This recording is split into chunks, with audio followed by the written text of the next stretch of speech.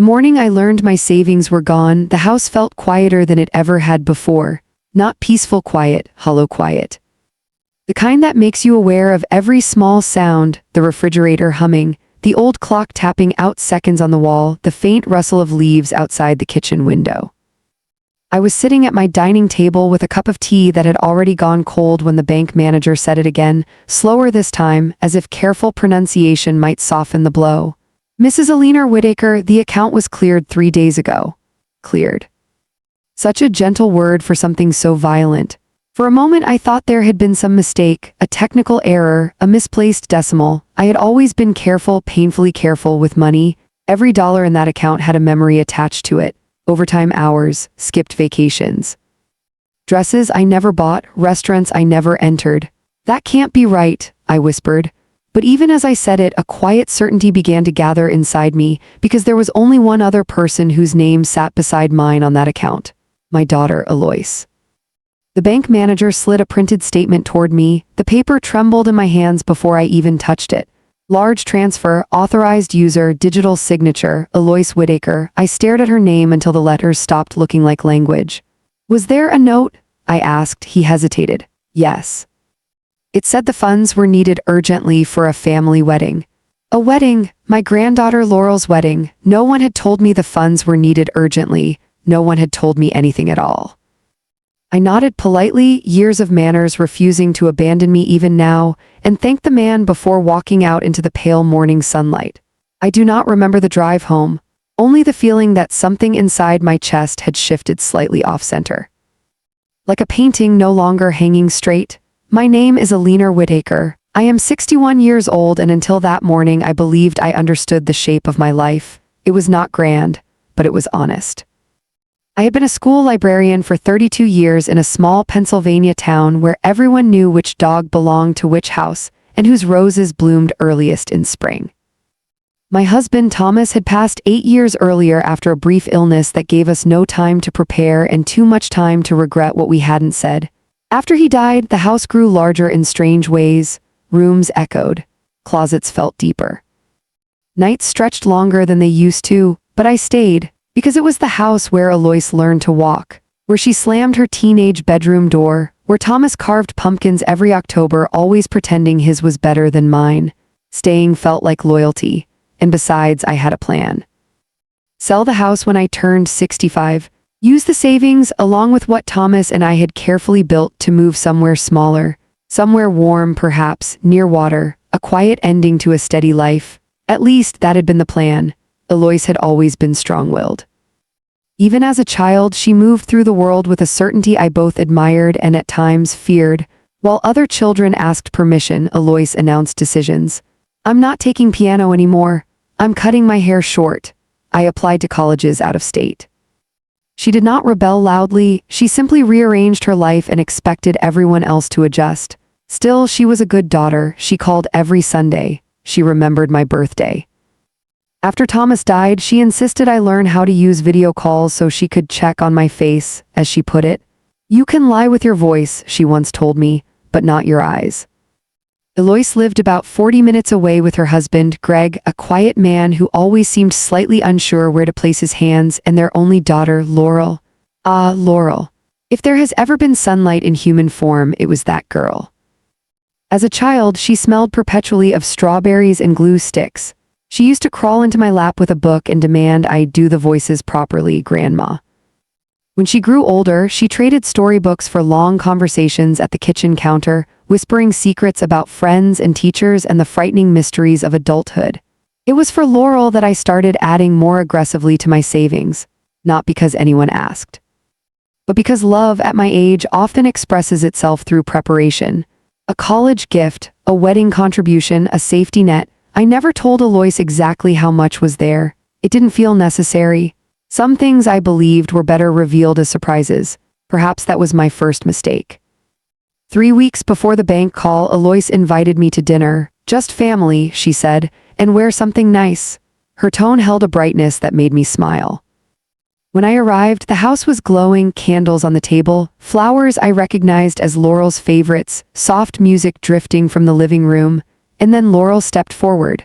Her hands trembled slightly as she held them out to me.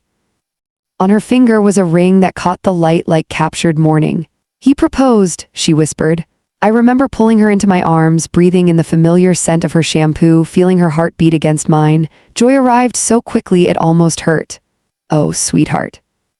Alois watched us with an expression I could not quite name then. Pride, certainly, but something else too, calculation perhaps, or anticipation. Dinner was filled with excited talk. Venues, dresses, guest lists, spring versus autumn weddings. At one point, Alois reached across the table and squeezed my hand. "It's going to be beautiful," she said. "I have no doubt," I replied.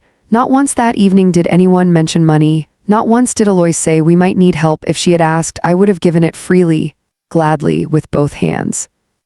2 days after the bank visit, Alois finally called. Her voice carried the careful steadiness people use when they already know they have crossed a line. "Mom, I was going to tell you." I sat in my living room, staring at the photograph of Thomas on the mantel. "When?" I asked quietly, a pause. We were running out of time. The venue required a deposit and Laurel had her heart set on it. "You always said family comes first." "Yes," I said. "I also always believed family speaks to one another." Another pause, longer this time.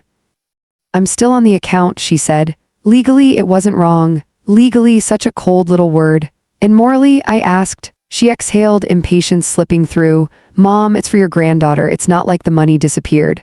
But it had, not just the dollars.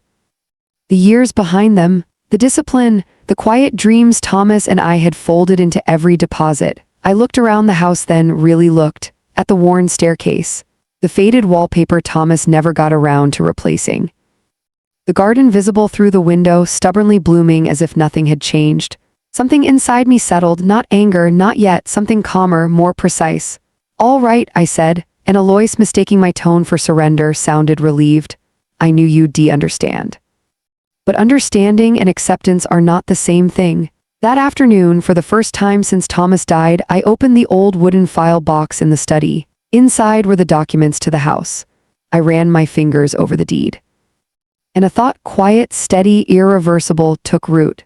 If my daughter believed she could decide the fate of my savings without me, then perhaps it was time I reminded her that this house and my future were still mine to decide.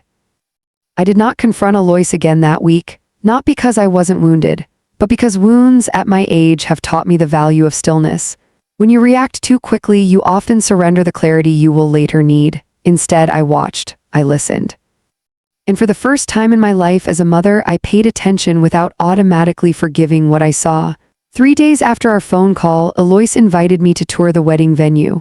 "You'll love it," she said. "It's exactly Laurel." The drive took nearly an hour, winding past quiet farmland before opening onto a sprawling estate framed by white fencing and early spring blossoms. It was beautiful, painfully so. A restored stone manor sat at the center, its tall windows reflecting the afternoon sun. Strings of lights were already draped across the garden, unlit but promising warmth when evening came. Laurel hurried toward me the moment I stepped out of the car. "Grandma, wait until you see the arbor. It looks like something from a movie." Her happiness was untouched, pure. And that made everything harder. Inside the reception hall, sunlight spilled across polished wooden floors. Staff members moved efficiently, measuring tables, discussing linens, adjusting placements with the quiet authority of people accustomed to expensive celebrations. I noticed Alois speaking with the event coordinator. Her posture had changed, straighter, more commanding. She gestured toward a display of floral arrangements. "No, not those, the peonies. Laurel deserves the peonies." Deserves, the word lingered in my chest. When Alois saw me watching, she smiled, a quick, bright smile that didn't quite reach her eyes. "Mom, isn't this perfect?" "It is," I answered truthfully, because it was. But perfection often carries a cost someone must quietly absorb. Later, as Laurel rushed off to look at table settings, I found a moment alone with Alois near the terrace doors. "Did you at least consider telling me before you moved the money?" I asked gently, her shoulders tightened. "I knew you'd worry. I had a right to worry." She folded her arms, defensive now. "Mom, you weren't using it, it was just sitting there." Just sitting there? I thought of the winter mornings I arrived early at the library to earn overtime. The summers I skipped trips with colleagues. The old coat I wore 3 seasons too long because practicality mattered more than vanity. Savings are never just sitting. They are years condensed into numbers. "It wasn't idle," I said quietly. "It was my security. You have the house, she replied quickly as if presenting an obvious solution. The house. Again that word. I studied her then, really studied her, and a memory surfaced unexpectedly. Alois at 16 asking for a car, not requesting. Assuming, you don't drive much anyway, she had said back then. Thomas had laughed it off and called her ambitious. But standing there on the terrace decades later, I recognized the same certainty. Alois did not ask for permission when she believed something made sense, and in her mind, this made sense. I wish you had trusted me enough to speak first, I said. She softened slightly, reaching for my hand. I knew you'd say yes, Mom, perhaps. But the dignity of being asked matters more than the inevitability of agreement. That evening, Laurel insisted I stay for dinner. We sat on their back patio, wrapped in the gentle warmth of a lengthening spring day. Greg grilled salmon while Laurel described her dress in breathless detail, lace sleeves, a long train, tiny hand-sewn beads. I want to look timeless, she said. You will, I assured her, and she would. Some girls carry grace the way others carry laughter effortlessly. At one point, she leaned closer. Mom told me you helped with the venue. Thank you, Grandma.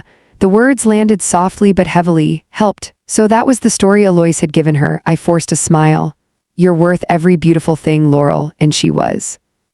My quarrel was never with that child, only with the silence that had rewritten my role without my consent. On the drive home, dusk gathered slowly, the sky fading from gold into a thoughtful blue. I kept remembering something my husband used to say whenever we faced a difficult decision. Eleanor, generosity should feel like a choice, not an obligation someone quietly makes for you. Thomas had been a measured man. He believed in kindness but also in boundaries, especially with money.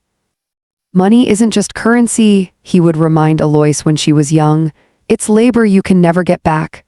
I wondered what he would have thought of this. Then again, I suspected I already knew. The next week brought invoices, not to me. But Alois discussed them openly during Sunday lunch as if the numbers themselves were part of the celebration. Catering alone is nearly 20,000, she said, almost proudly. Greg shifted uncomfortably in his chair. That's a lot, he murmured. It's Laurel's wedding, Alois replied. You only do this once. I stirred my tea slowly. And your budget? I asked. Alois waved a hand dismissively.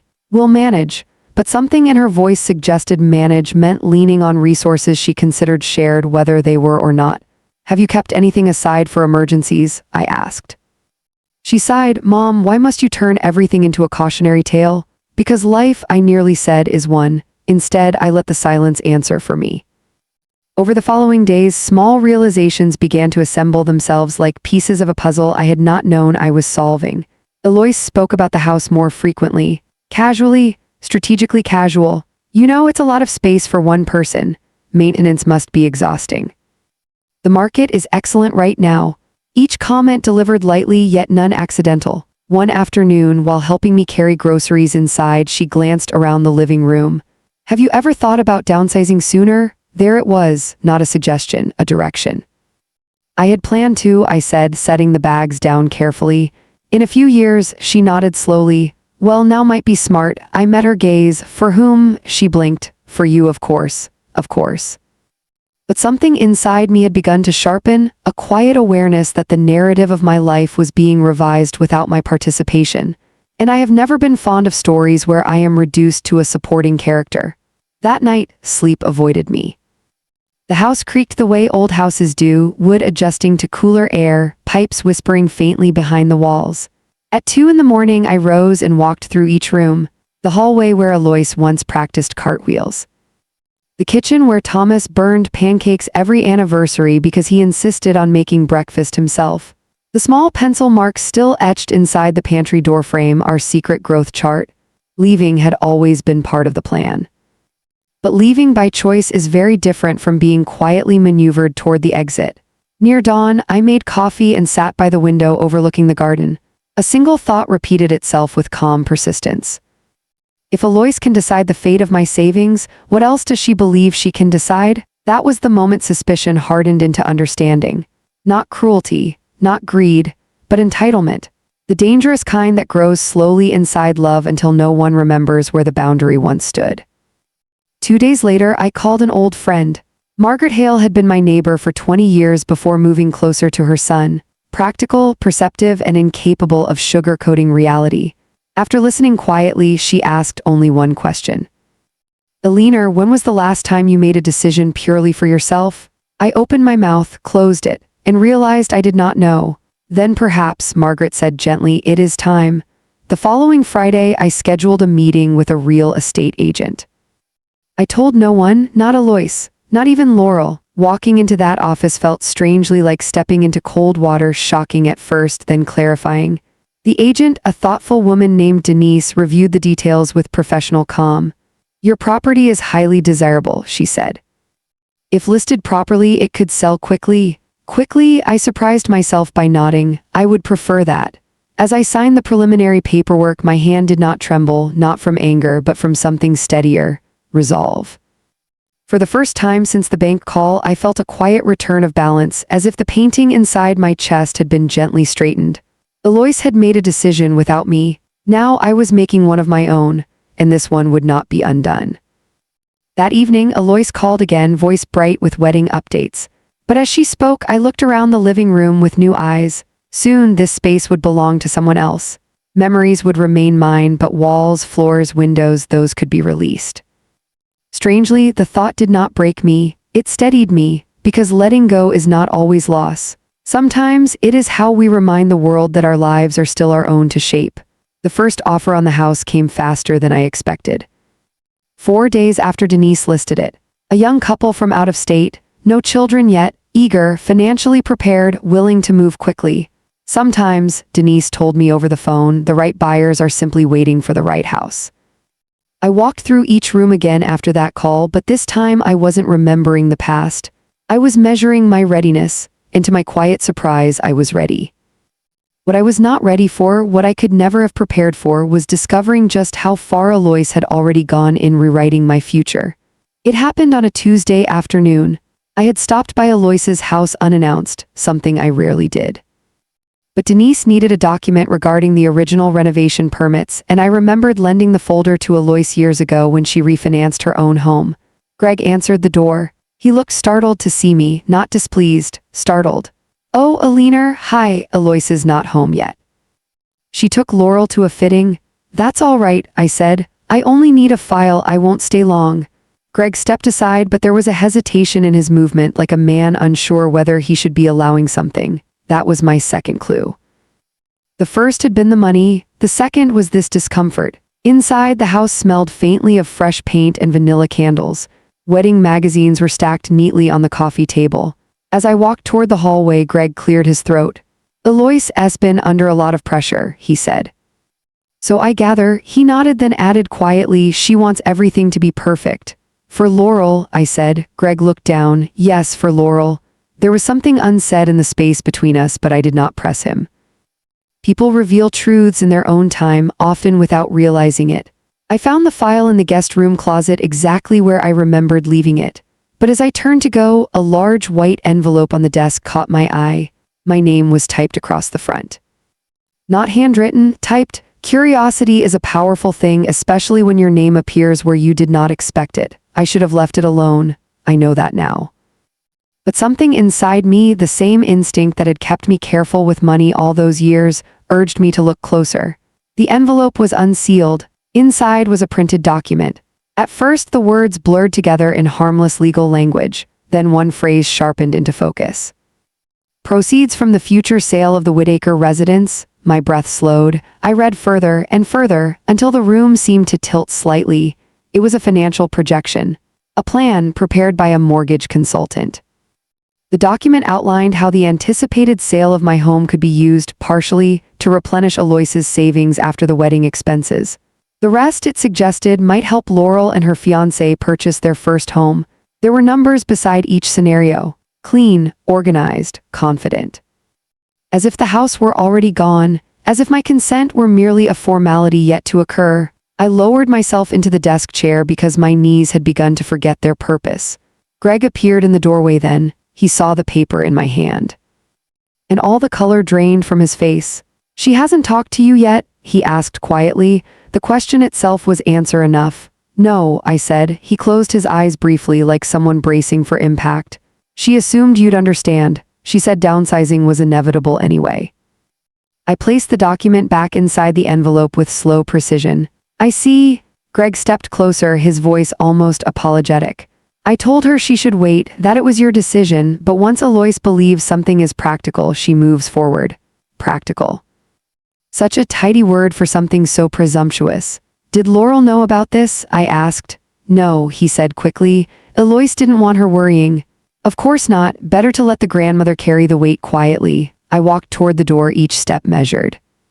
Greg spoke again before I reached it. For what it's worth, I don't think she meant to hurt you. I paused. Meaning matters, but consequences matter more. Intent does not erase impact, I said gently, and then I left. The drive home felt longer than any road I had ever traveled, not because of distance, but because clarity once gained changes the landscape of everything you thought you understood. Alois had not only taken my savings, she had already begun spending the future, my future. Without asking whether I still needed it, without wondering what security meant to a woman who had buried her husband and learned firsthand how quickly life can rearrange itself. When I pulled into the driveway, the house greeted me with its familiar stillness. For the first time, it did not feel lonely. It felt loyal, as if it had been quietly waiting for me to see what was happening. That evening, Alois called again, her voice bright. Good news, we upgraded the menu, there'll be a live pasta station. I listened, really listened, and beneath the excitement I heard something new, relief, the relief of someone who believes the hardest financial hurdles have already been solved. Alois, I said calmly, have you been making plans involving my house? Silence flooded the line, not confused silence, caught silence. I was going to talk to you, she said finally. When? Soon. How soon? Another pause before it happened, but it was already happening, just not in the way she imagined. I stopped by earlier, I continued. I saw the projection, her inhale was sharp. Mom, you weren't supposed to find that like this. Interesting choice of words, not I'm sorry, not I should have told you, only surprised that timing had betrayed her. You planned the distribution of money from a home that is still mine, I said quietly. We weren't distributing it, she insisted. Just preparing. For what? For reality, you can't live alone forever.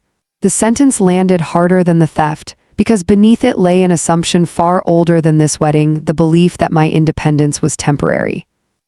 That aging automatically meant surrender. I have managed quite well so far, I replied. But what's the point of holding on to such a big place? She pressed. Think of how much easier life could be, a condo, less maintenance, more freedom. Freedom. How curious that she used that word while mapping out my assets. Did you ever consider asking what I wanted? I asked, her patience thinned. Mom, why are you making this adversarial? Everything I'm suggesting is logical. Logic, another word often used to disguise control. I am not opposing logic, I said. I am opposing being excluded from decisions about my own life. She sighed heavily. I just thought after everything we've spent on Laurel, you'd naturally help stabilize things. There it was, expectation no longer hidden behind practicality. Alois, I said softly, help is a gift, not a debt someone assigns on my behalf. The quiet that followed stretched long enough for both of us to recognize something fundamental had shifted between us. For the first time, I was not yielding. After we hung up, I walked into Thomas's old study and sat in his chair. The leather had softened with age, molding easily beneath me. On the bookshelf sat the small wooden plaque he kept on his desk for decades. It read, "Stand gently, but stand." I traced the letters with my thumb, and in that moment, whatever hesitation remained inside me dissolved.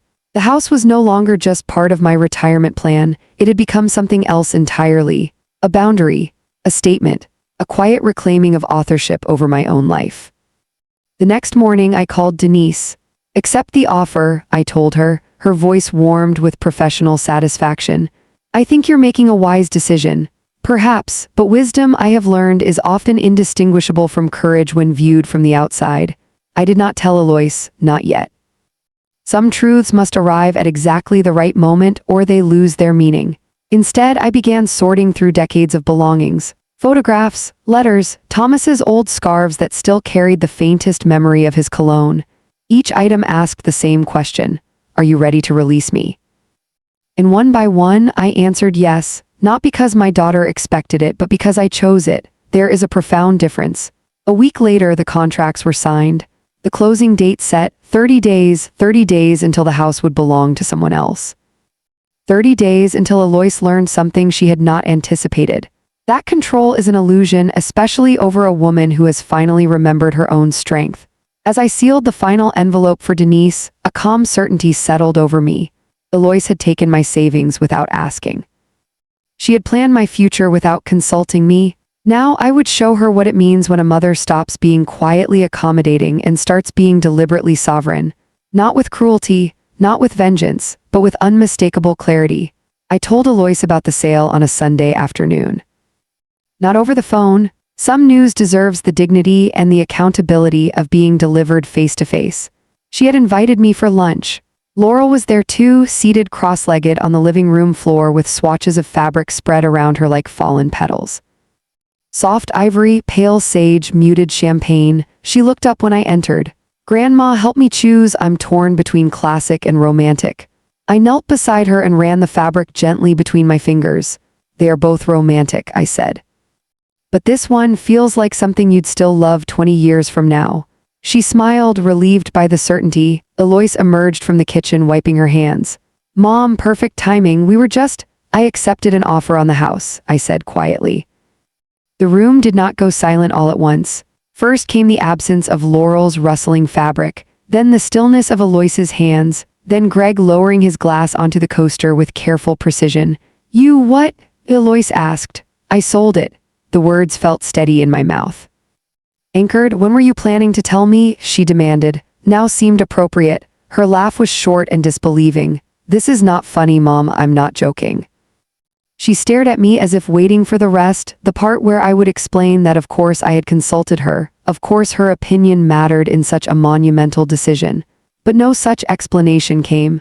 "You can't just sell your house without talking to me," she said. The irony was so sharp it almost made me smile. "I can," I replied gently. "It is, after all, my house." Alois blinked rapidly, recalibrating. "What about where you'll live? Did you even think this through?" "Yes." "Where?" "I've placed a deposit on a small cottage near Lake Harmony. It's quiet, manageable, exactly what I want." "What I want?" The phrase seemed to unsettle her more than the sale itself. "But the timing," she said, her voice tightening. "Why so sudden?" Was it sudden? Or merely inconvenient to her plans? "I realized something recently," I said. "Waiting rarely makes difficult choices easier." She crossed her arms. "You should have involved me." The words hung between us like a mirror neither of us could avoid looking into. "I might say the same," I answered. Color crept into her cheeks. "This is different, is it?" Before she could respond, Laurel rose slowly from the floor. "Mom, what's going on?" Alois hesitated. And in that hesitation, I saw the precise moment she understood that the story she had been quietly writing no longer belonged solely to her. "Grandma decided to sell the house," she said carefully. Laurel turned to me, eyes wide. "But that house is part of our family." "Yes," I said softly, "and families evolve." She stepped closer. "Are you okay?" Such a simple question, such a loving one. I placed my hand over hers. "I am more than okay, sweetheart," and it was true. For the first time in weeks, I felt entirely aligned with myself. Alois paced the length of the living room. "This changes things," she muttered. I watched her for a moment before asking, "Which things exactly?" She stopped. "You know very well what things." "Say it," I said gently. Her eyes flashed. "We counted on that equity. There it was, not hoped, not considered, counted on." "I do not recall agreeing to that arrangement," I replied. "You didn't need to agree, it was logical. After the wedding, we were going to help Laurel with a down payment. You always said you wanted her secure. And she will be," I said, "but security should not be built on assumptions about someone else's assets." Alois pressed her lips together. "This feels punitive." "Punitive?" I repeated calmly. "Yes, like you're teaching me some kind of lesson." I considered that, perhaps I was, but not the way she imagined. "I am not punishing you," I said. "I am protecting myself." Greg shifted slightly, his expression unreadable but thoughtful. Laurel looked between us, confusion clouding her joy. "I don't want anyone fighting because of my wedding," she whispered. I pulled her into a brief embrace. "And no one is fighting, darling. Sometimes families simply clarify things." Alois let out a frustrated breath. "So what are you planning to do with the money?" The question was immediate, practical, focused. I met her gaze steadily. I will ensure my future is secure. Beyond that, I will decide when the time comes. Her jaw tightened. You don't trust me. Trust. Such a fragile currency. I trusted you with my savings, I said quietly. The truth landed harder than any accusation. For a moment, she looked almost young again, not the confident woman who orchestrated events, but the girl who once waited for permission before crossing the street. Then the moment passed. I did what was best for the family, she insisted. You did what you believed was best, I corrected, without asking whether I agreed. The conversation might have ended there if Alois had allowed it, but entitlement rarely retreats gracefully. You're being emotional, she said. The word struck me as deeply ironic. On the contrary, I replied, this is the most rational I have felt in some time. You're overreacting about the savings. Am I? It was for Laurel. And had you asked, I would have given it freely. Do you see the difference? She looked away because she did see it. Acknowledging it, however, would require confronting something uncomfortable inside herself. Greg spoke then, quietly but firmly. Alois, your mom has a point. She turned toward him sharply. Not you too. I told you we should talk to her first, he continued. The room filled with a tension that felt older than this moment, the residue of many conversations Greg had likely chosen not to escalate. Alois grabbed a wedding magazine from the table and dropped it again, agitation spilling over. I cannot believe this is happening right before the wedding. And there it was again, not concern for me, concern for timing. Life rarely schedules its truths conveniently, I said. I stayed only another half hour, long enough to reassure Laurel, long enough to let the reality settle. As I rose to leave, Alois followed me to the door, her voice lowered. You blindsided me. I studied her face, so familiar yet suddenly harder to read. No, I said gently, I surprised you, there is a difference. She folded her arms again, a gesture I remembered from her teenage years. So what now, you just disappear into some cottage and leave us scrambling? I am not leaving you, I said. I am simply no longer arranging my life around expectations I never agreed to. Her eyes glistened then, not quite tears, but close. You've changed, perhaps, or perhaps I had only stopped ignoring parts of myself. I hope, I said softly, that one day you'll understand this is not rejection, it is balance. She did not answer. That night, as I packed another box, I realized something unexpected. I was not angry. Hurt, yes, disappointed, certainly, but beneath those feelings was something quieter. Relief. Because clarity, even when painful, frees you from the exhausting work of pretending everything is fine. I slept deeply for the first time in weeks. 3 days later, the public consequence began, though not in the explosive way people imagine when they think of family conflict. It started with a phone call from my sister, Marion. Alois says you sold the house without warning, she said cautiously. I informed her as soon as the decision was final. A pause. Well, she sounded shaken. I imagine she was. Marion hesitated before adding, for what it's worth, I'm proud of you. The words warmed me more than I expected. Thank you. You've always put everyone else first, Ellie. Maybe it's time someone put you first, even if that someone is you. After we hung up, I sat quietly, absorbing the truth of that. Even if that someone is you, news travels quickly in families. By the end of the week, 2 cousins had called, both careful not to take sides, yet unmistakably supportive. Not one person suggested I had done something wrong, and slowly, almost imperceptibly, the narrative shifted. From a leaner shocked everyone by selling the house to a leaner finally made a decision for herself. Meanwhile, Alois grew quieter, our calls became brief, polite, measured. The easy warmth we once shared now carried an undercurrent of distance, not broken but strained. Growth often stretches relationships before it strengthens them. The closing date approached. Boxes lined the hallway. The garden bloomed stubbornly, unaware of its impending farewell. On my final evening there, I walked from room to room with a single lamp, letting soft pools of light mark each goodbye. When I reached the front door, I placed my palm against the wood. Thank you, I whispered, not for shelter alone, but for teaching me that letting go does not erase a life, it honors it by making space for what comes next. As I stepped outside, locking the door behind me for the last time, I felt neither displaced nor diminished, only steady and ready. Moving day arrived wrapped in a pale gray morning, the kind that feels less like an ending and more like a long exhale. I woke before the alarm, though there was no real reason to set one anymore. The house was nearly empty, only a mattress, a folding chair, and the kettle remained. When I boiled water for tea, the whistle echoed sharply through the bare kitchen. Empty houses speak differently. Every sound lingers longer. Every footstep becomes a memory in real time. I carried my cup into the living room and sat on the floor, just as Alois used to do when she was little. For a moment, I allowed myself to remember her at 5 years old, building crooked towers out of wooden blocks while Thomas pretended they were architectural marvels. Back then, her confidence had been charming. Somewhere along the way, it had hardened into certainty. And certainty, when left unchecked, often forgets to ask permission. The movers worked quietly, respectful in the way people become around someone leaving a long-held home.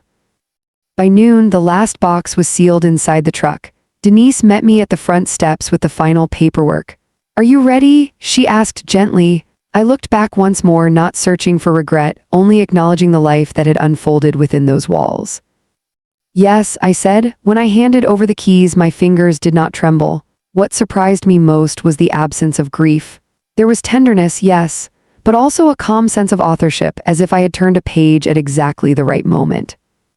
The cottage near Lake Harmony smelled faintly of pine when I first unlocked the door. Smaller, simpler. Sunlight spilled across honey-colored floors, and beyond the back windows I could see the quiet shimmer of water through a stand of trees. No echo here, only warmth. As I set down my bag, a thought drifted through me, unexpected and almost playful. So this is what beginning again feels like. Alois called that evening. I could tell immediately she had been rehearsing. "How was the move?" she asked. "Smooth." A pause. "And the place, peaceful?" Another pause, longer this time. "I wish you'd let me help." The words were careful, but something restless moved beneath them. "You could have," I said gently. "All you needed to do was ask." She exhaled slowly. "I didn't think you'd actually go through with it." There it was again, that quiet assumption that my decisions were theoretical until validated by her expectations. "I've learned that once you know what is right for you," I replied. "Hesitation only breeds resentment." Her voice tightened.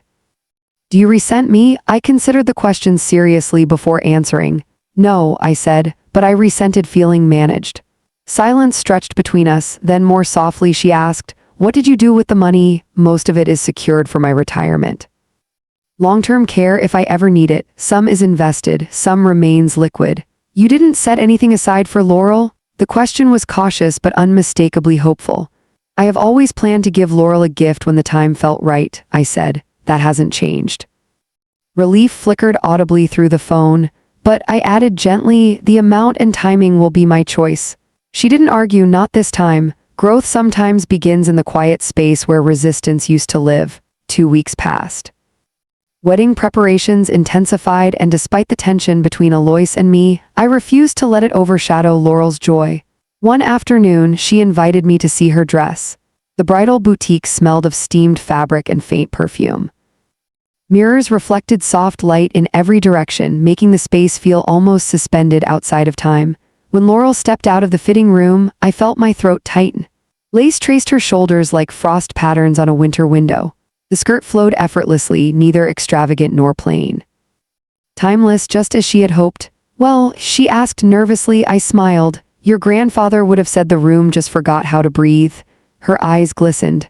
"I wish I could have known him better. He would have adored you," I said. She hesitated, then took my hands. "Grandma, are you and Mom going to be okay?" Children, even grown ones, sense fractures long before they're named. "We are learning each other again," I answered honestly. "Did she really hurt you?" The question was so tender it deserved the same in return. "Yes," I said softly, "but hurt is not the end of love. It's often where understanding begins if we let it." She nodded slowly. "I hate that money caused this." "Money rarely causes anything," I said. "It simply reveals what was already there." The real confrontation came unexpectedly. 3 nights later, Alois arrived at the cottage without calling.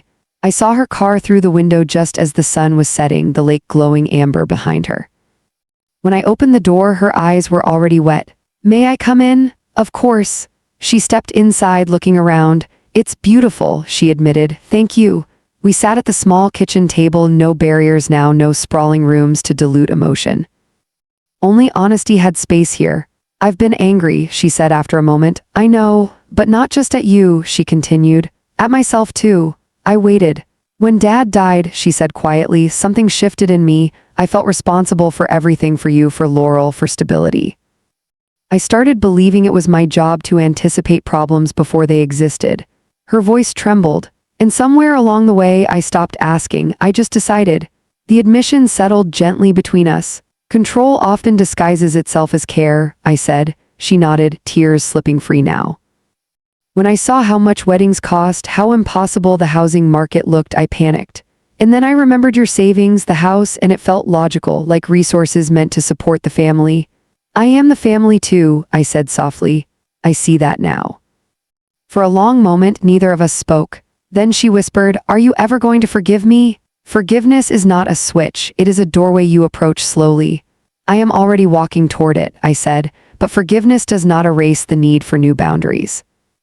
She wiped her cheek. I don't want us to become polite strangers. Neither do I, her gaze lifted to meet mine. You seemed different when you told me about the sale, stronger. I smiled faintly. Sometimes strength is simply the decision to stop surrendering pieces of yourself. She let out a fragile laugh. You always were stronger than I gave you credit for. No, I corrected gently. I was quieter. Before she left, Alois hesitated at the door. I never asked, "Are you happy here?" I looked past her toward the darkening water. Yes, I said, in a way that feels very clean. She nodded. I'm glad. Then almost shyly she added, I miss you. The words wrapped around my heart with unexpected warmth. I'm still here, Alois, just living differently. She stepped forward and hugged me, not the quick, distracted embrace of busy adulthood, but the lingering kind she hadn't given since she was young. And in that moment, I understood something important. This was not the breaking of our relationship. It was the reshaping of it. Painful, yes. But necessary. After she drove away, I stood on the porch listening to the quiet lap of the lake against the shore. The night smelled faintly of damp earth and pine needles. For the first time since the bank call, my chest felt entirely unburdened. Not because everything was fixed, but because truth had finally been invited into the room. And truth, even when uncomfortable, has a way of making love more honest. A week before the wedding, a small envelope arrived by courier. Inside was a cashier's check. Alois had repaid nearly a third of what she'd withdrawn. Attached was a note in her careful handwriting. I should have asked. I am learning to do that now. Alois, I sat with that note for a long time, not measuring the amount, but honoring the humility it represented. Growth rarely announces itself loudly. Often it arrives folded inside a simple apology. As the wedding day approached, I realized something quietly profound. Selling the house had never been about the house. It had been about voice. About reminding both my daughter and myself that love does not require self-erasure. And that dignity, once reclaimed, changes every relationship it touches.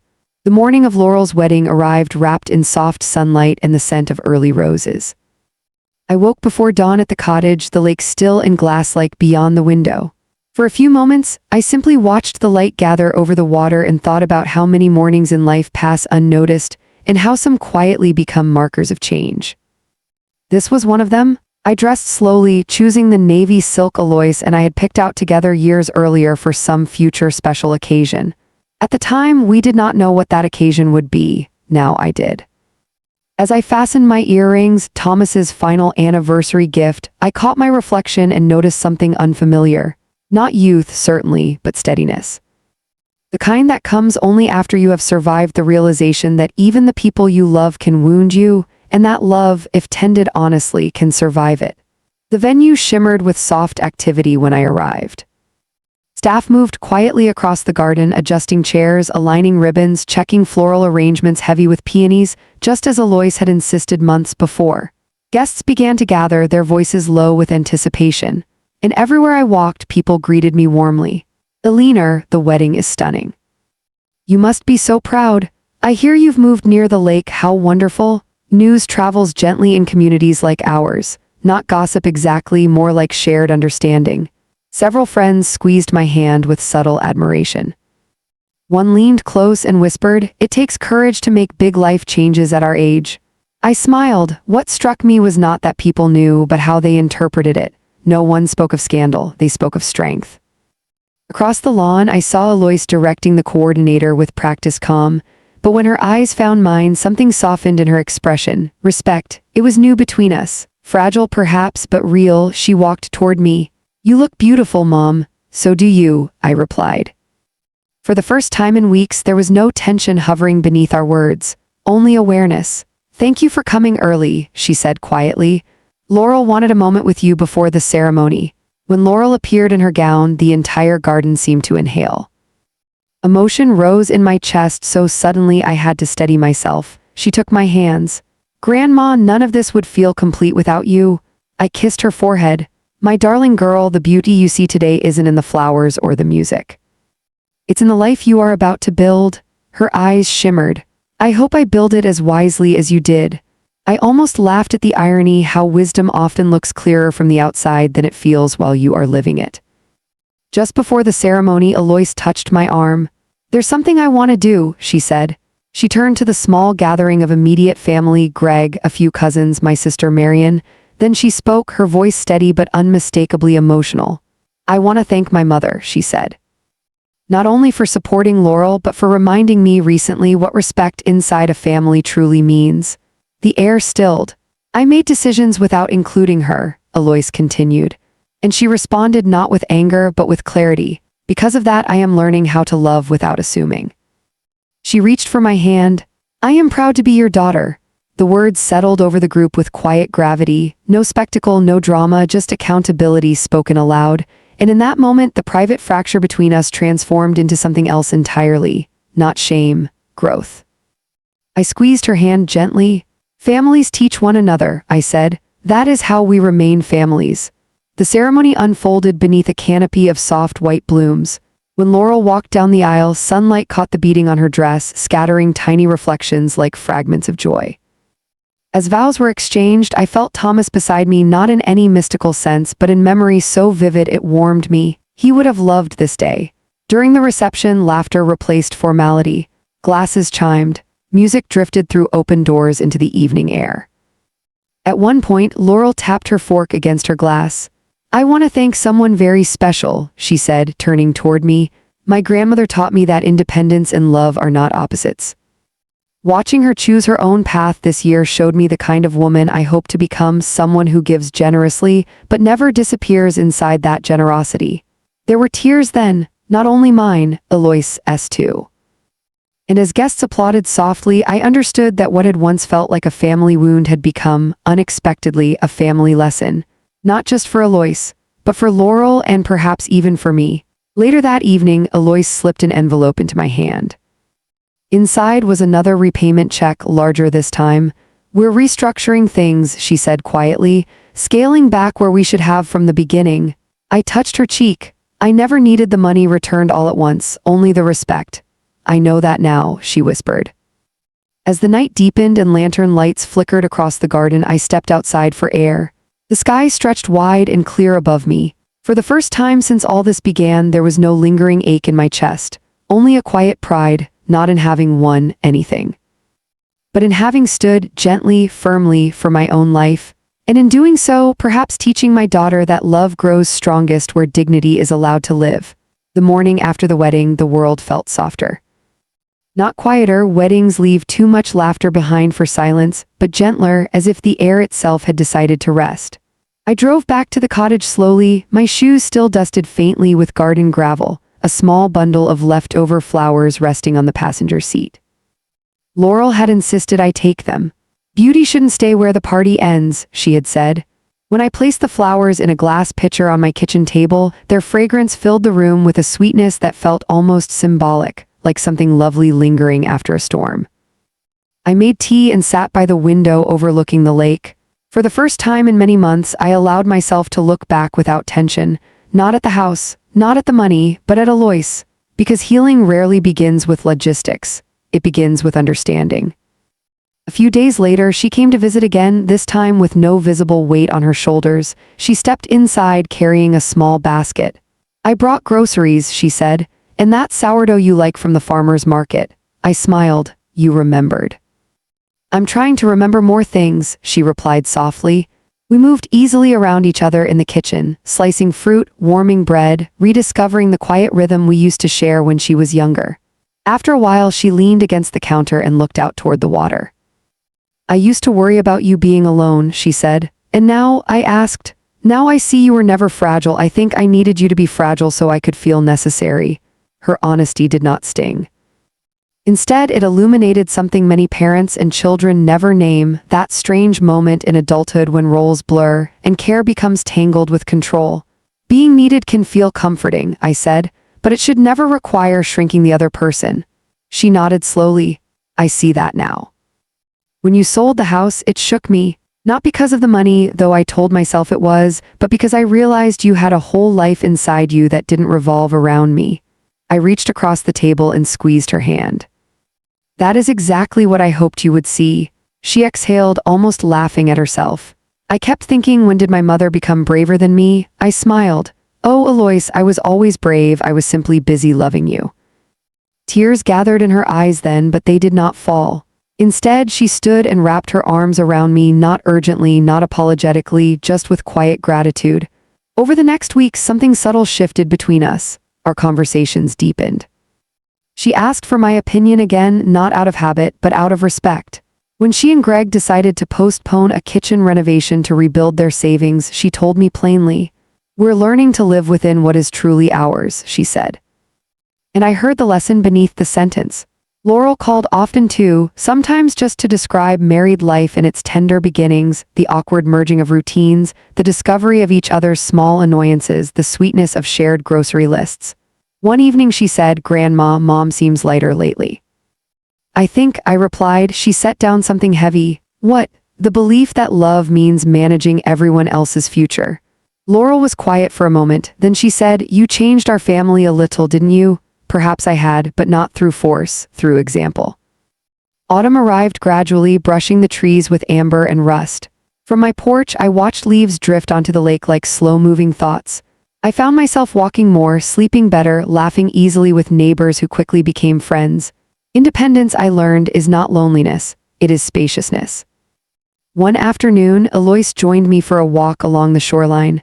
"I've been thinking," she said, nudging a fallen leaf with her shoe. "All those years you made things look effortless. I never stopped to ask what it cost you."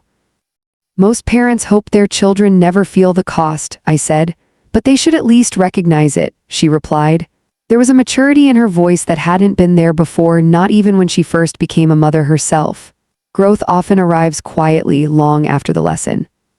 She glanced toward me. "Are you happy you sold the house?" I did not need to consider it. "Yes," I said, not because I wanted to leave the past, but because I wanted to meet the future while I still had the strength to shape it.